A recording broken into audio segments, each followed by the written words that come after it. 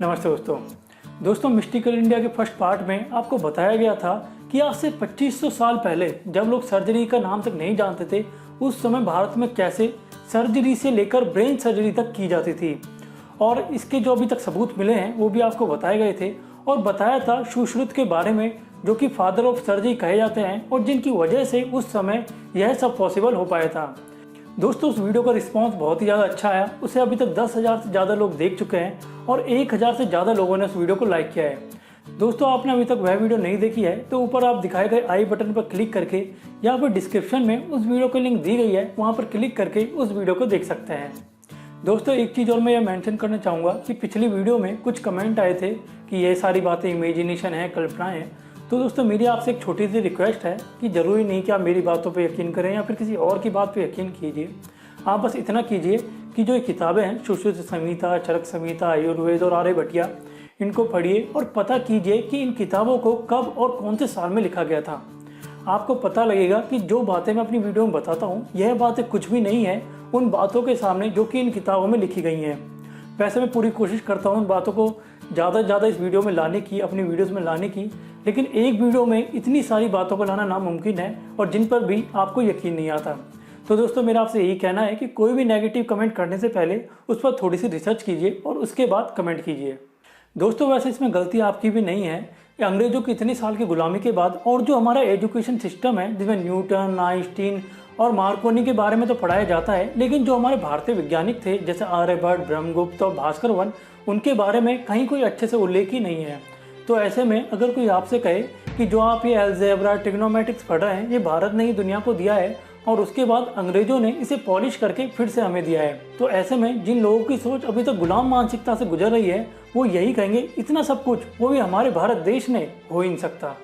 दोस्तों और जो हमारी किताबों में प्राचीन भारत की जो तस्वीर दिखाई जाती है, जिसमें हमेशा हमें भूखे, नंगे और गुलाम लोग ही दिखाए जाते हैं, तो उसे देखकर ऐसा ही लगता है कि ब्रिटिश शायद सही कहते होंगे, हमारा देश कभी सफेदों का देश रहा होगा।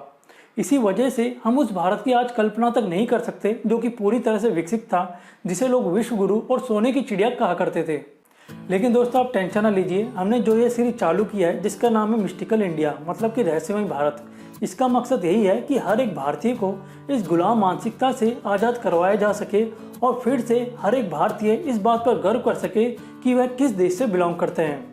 अगर आपको हमारा ये कार्य सही लग रहा है और आप भी हमारे इस काम में साथ देना चाहते हैं, तो हमारी हर एक वीडियो को जितना हो सके उतना शेयर करें और इस चैनल को जरूर सब्सक्राइब करें।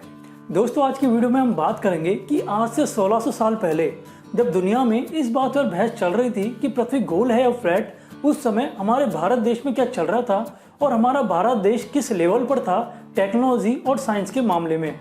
दोस्तों प्राचीन भारत में हमारे देश में कई यूनिवर्सिटीज़ हुआ करती थी, जैसे कि Takshashila university, Sharada university, Mithila university. इसी वजह से देश विदेश से हमारे देश में कई लोग पढ़ने आया करते थे, जिसमें चीन, जापान और अरब देश तक शामिल थे। दोस्तों इन्हीं यूनिवर्सिटीज़ में एक यूनिवर्सिटी थी नालंदा यूनिवर्सिटी। दोस्तों उस समय नालंदा यूनिवर्सिटी की उतनी वैल्यू थी जितनी कि आज हार्वर्ड या फिर ऑक्सफोर्ड यूनिवर्सिटी की है। दोस्तों इस यूनिवर्सिटी का निर्माण 1600 साल पहले बिहार राज्य में करवाया गया था और यह यूनिवर्सिटी इतनी बड़ी थी कि इसकी खुद की काफ़ी सारी लाइब्रेरी थी, वो भी मल्टी स्टोर लाइब्रेरी। इसमें हॉस्टल से लेकर डाइनिंग हॉल तक की सारी सुविधा थी, जिसकी वजह से बाहर से आने वाले स्टूडेंट यहाँ आसानी से पढ़ पाते थे और अपनी पढ़ाई पूरी कर पाते थे। दोस्तों आज की वीडियो में हम नालंदा की ज़्यादा बात नहीं करेंगे, क्योंकि अगर इसकी बात मैं करने लग गया तो पूरी वीडियो इसी में ही निकल जाएगी। इसकी बात करेंगे हम हमारी आगे आने वाली वीडियो में। आज की वीडियो में हम बात करेंगे नालंदा के एचओडी मतलब कि कुलपति रहे आर्यभट्ट और उनके द्वारा लिखी गई किताब आर्यभट्टिया की। दोस्तों आर्यभट्ट भारत देश के इतने बड़े गणितज्ञ थे कि इनके नाम पर ही हमारे देश के पहले सैटेलाइट का नाम आर्यभट्ट रखा गया। इन्होंने मात्र 30 साल की उम्र में आर्यभट्टिया नाम की गणित की किताब लिख दी थी, जिसकी कॉपी आज भी अवेलेबल है, वो भी अलग अलग लैंग्वेज में। आप इन किताबों को फ्लिपकार्ट से या फिर अमेजोन से खरीद सकते हैं। दोस्तों आर्यभट्टिया बुक जो कि आज से 1600 साल पहले लिखी गई आर्यभट्ट के द्वारा, जैसे कि नाम से ही आपको पता लग रहा है, जब ना तो न्यूटन पैदा हुए थे और ना ही पैदा हुए थे गैलीलियो। और इस किताब में आपको मैथ से जुड़ी हर एक जानकारी मिल जाती है, जैसे कि अलग अलग शेप्स के एरिया को कैसे मेज़र किया जाए, डिस्टेंस को कैसे मेज़र किया जाए, टाइम को कैसे मेज़र किया जाए, यहाँ तक कि जो ग्रह हैं उनके क्षेत्रफल को और उनके डायमीटर को कैसे मेज़र किया जाए और ग्रहों की जो आपस में बीच की दूरी है उन्हें कैसे मेज़र किया जाए और सबसे बड़ी बात यह है कि आर्यभट्ट ने इस सब को समझाया है, लेकिन बिना नंबर सिस्टम के। मतलब कि आर्यभट्ट ने कहीं भी नंबर सिस्टम का यूज तक नहीं किया गया है। इसकी जगह आर्यभट्ट ने यूज किए हैं संस्कृत के शब्द, जैसे कि 1 को दिखाया गया कै के द्वारा, 2 को दिखाया गया गै के द्वारा और 3 को दिखाया गया घै के द्वारा, जैसा कि आप यहाँ देख सकते हैं। दोस्तों सबसे पहले हम बात करते हैं फर्स्ट चैप्टर की, जिसका नाम है गीतिका पद। दोस्तों इसमें कुछ 13 श्लोक हैं। सुनने में ये बहुत कम लग रहे हैं, लेकिन 13 श्लोक में बहुत सारी जानकारी आर्यभट्ट ने दे दी है। शायद इसी वजह से नंबर सिस्टम की जगह आर्यभट्ट ने इस तरीके को यूज में लिया। दोस्तों इस चैप्टर में आर्यभट्ट ने दिया है अर्थ का डायमीटर, जो कि आज की प्रेजेंट वैल्यू से लगभग बराबर है। इसी के साथ आर्यभट्ट ने इसमें दी है त्रिकोणमिति की साइन टेबल, वही साइन टेबल जो कि आपने 9th या 10th क्लास में पढ़ी होगी, sine theta, cos theta, tan theta etcetera. और यह पूरी साइन टेबल आर्यभट्ट ने एक श्लोक में देकर खत्म कर दी है, जो कि यहाँ दिखाई गई है, और इसको टेबल फॉर्मेट में भी यहाँ पर दिखाया गया है। साथ में यहाँ दिया गया है कि जो आज की मॉडर्न वैल्यूज़ हैं और जो आर्यभट्ट की वैल्यूज़ हैं उसमें कितनी सिमिलरिटीज़ हैं। दोस्तों इस चैप्टर में आपको टाइम, लेंथ और एंगल की जो यूनिट होती है उनकी डेफिनेशन तक देखने को मिल जाती है। यहाँ पर टाइम की सबसे बड़ी यूनिट को बताया गया है कल्प, यानी कि ब्रह्मा का एक दिन, जिसमें होते हैं हमारी पृथ्वी के 43 लाख और 20,000 दिन। दोस्तों यहाँ ब्रह्मा का मतलब वह ब्रह्मा भगवान नहीं है जो कि हम समझते हैं। या ब्रह्मा का मतलब है the energy who create the world, मतलब कि वह शक्ति जिसने पूरे ब्रह्मांड को रचा है। इसलिए ब्रह्मा को क्रिएटर भी कहते हैं, मतलब कि रचयिता। दोस्तों अब जरा सोचिए कि इतने बड़े नंबर को 43,20,000 को आर्यभट्ट ने कैसे लिखा होगा। दोस्तों आर्यभट्ट ने इसको लिखा है क्षुग्रह। यहाँ पर ख का मतलब है 2, य का मतलब है 30 और घ का मतलब है 4। और जो यहाँ पर स्वर का प्रयोग किया गया है, जैसा कि छोटे उ की मात्रा, इसका मतलब है 10,000 और र का मतलब है 10 लाख, जिससे बन जाता है 43,20,000। दोस्तों दूसरे चैप्टर का नाम है गणित पाद, जिसमें टोटल 33 श्लोक हैं और इसमें बताए गए हैं अलग अलग शेप्स के एरिया निकालने के फॉर्मूले, जैसे कि सर्कल का फॉर्मूला, ट्रायंगल का फॉर्मूला या फिर स्क्वायर का फॉर्मूला।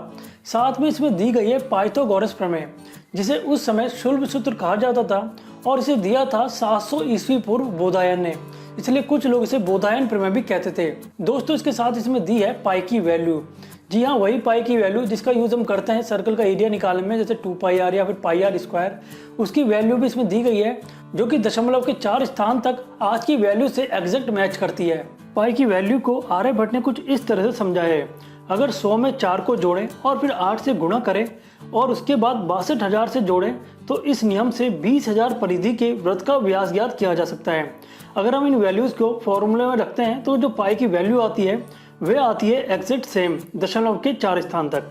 दोस्तों तीसरे चैप्टर का नाम है काल क्रियापद। दोस्तों इस चैप्टर में टोटल 25 श्लोक हैं, जिसमें सूर्य ग्रहण और चंद्र ग्रहण के बारे में बताया गया है। सूर्य ग्रहण को लेकर आर्यभट्ट कहते हैं जब चंद्रमा सूरज को कवर कर लेता है, जिससे चंद्रमा की छाया पृथ्वी पर पड़ती है, जिसे कहते हैं सूर्य ग्रहण। और जब पृथ्वी सूरज और चंद्रमा के बीच में आ जाती है, जिससे पृथ्वी की छाया हमें चंद्रमा पर दिखाई देती है, जिसे कहते हैं हम चंद्र ग्रहण, जो कि एकदम सही बात है। इसी के साथ इसमें ग्रहों की पोजीशन को कैसे मेजर किया जाए कि कब कौन सा ग्रह किस पोजीशन पे है, यह भी इसमें बताया गया है। दोस्तों चौथे और सबसे आखिरी चैप्टर का नाम है गोलपाद। इसमें टोटल 50 श्लोक हैं, जिसमें आर्यभट्ट ने बताया है पृथ्वी के आकार के बारे में, पृथ्वी की गति के बारे में, पृथ्वी पे नॉर्थ पोल की क्या पोजीशन है, साउथ पोल की क्या पोजीशन है, यहाँ तक कि श्रीलंका से उज्जैन की कितनी दूरी है, यह भी इसमें बताया गया है, वो भी बिना गूगल मैप के। इसी चैप्टर के एक श्लोक में पृथ्वी की गति को समझाते हुए आर्यभट्ट उदाहरण देते हैं कि जिस तरह से चलती हुई नाव में बैठे हुए व्यक्ति को सारी चीजें उल्टी दिशा में गति करती हुई दिखती है, उसी तरह हमें सूरज पूर्व से पश्चिम की ओर गति करता हुआ दिखता है, जबकि सूरज कहीं गति नहीं करता। हमारी अर्थ अपने एक्सिस में मूव कर रही है, जिसकी वजह से हमें यह भ्रम उत्पन्न होता है। दोस्तों इस चैप्टर में यह भी बताया गया है कि अलग अलग ग्रहों की स्थिति का असर हमारे ऊपर क्या पड़ता है, मतलब कि ज्योतिष शास्त्र तक की जानकारी इसमें दी गई है, जो कि अपने आप में एक पूरा विज्ञान है। दोस्तों आप जरा सोचकर देखिए कि एक किताब जिसमें सिर्फ 121 श्लोक है, जिसमें इतनी सारी जानकारी दी गई है, और ऐसी ही 1 लाख किताब नालंदा यूनिवर्सिटी में थी, और ना जाने नालंदा जैसी कितनी यूनिवर्सिटी हमारे भारत देश में थी, जिन्हें आक्रमणकारियों ने नष्ट कर दिया। और जब थोड़ी बहुत किताब बची हैं, वो किसी लाइब्रेरी के किसी कोने में रखी हुई धूल खा रही हैं, जिनसे ना जाने कितना सारा ज्ञान हमें मिल सकता है। तो दोस्तों यह वीडियो यहीं तक थी। अगर आपको यह वीडियो पसंद आई है और अगर आप आगे ऐसी और भी वीडियो देखना चाहते हैं तो इस चैनल को जरूर सब्सक्राइब करें। और मेरी आपसे एक छोटी सी रिक्वेस्ट है, अगर आप हमारे इस काम में हमारा साथ देना चाहते हैं तो इस वीडियो को जितना हो सके उतना शेयर करें, फेसबुक पर शेयर करें, अपने व्हाट्सएप पर शेयर करें, जिससे हर एक व्यक्ति तक यह सारी जानकारी पहुंच पाए। धन्यवाद। स्वस्थ रहें, खुश रहें। जय हिंद।